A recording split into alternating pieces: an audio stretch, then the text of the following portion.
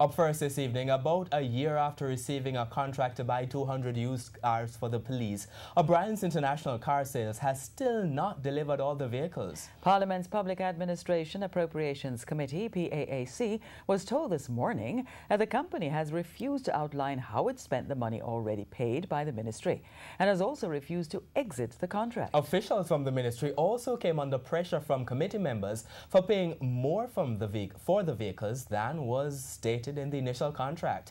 TVJ's Andrea Chisholm explains. Another round in the ongoing saga for Obrien's to buy used cars for the police. Under the contract, the company should have delivered 96 of the 200 police vehicles for roughly $149 million. That cost would include 2012 vehicles.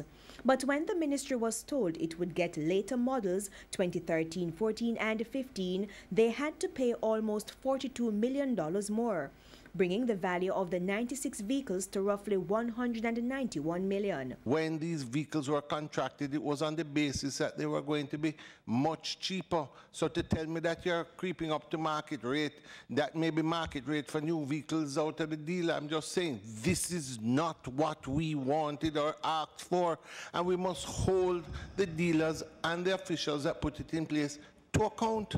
For PAAC member Mikhail Phillips, proper due diligence was not done. When you say the proper due diligence was not done, I don't accept that. The proper due diligence that I'm speaking about is that you would have realized that 2012 vehicles in used cars was next to impossible to be found. I want to understand very clearly, have you gotten value for money in terms of the additional amount you have had to pay for newer or younger vehicles? Short response, the price of the vehicles was within the specified range. So now that we've settled that issue, what's the latest on the vehicles? Of the 96, only 34 have been delivered so far.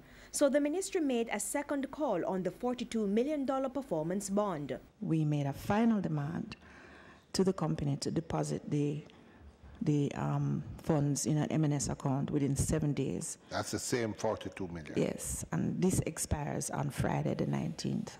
And what about the advance payment guarantee? The ministry has already paid $213.5 million to Obrien's, half the value of the contract for all 200 vehicles. We asked for a full accounting of the advance payment made in relation to the contract. So we wanted to know how that money was spent, and we wanted a full accounting of it. To date, we have not received that. If the money was used for any other purpose, it would be a breach of the contract. We also asked for the supplier to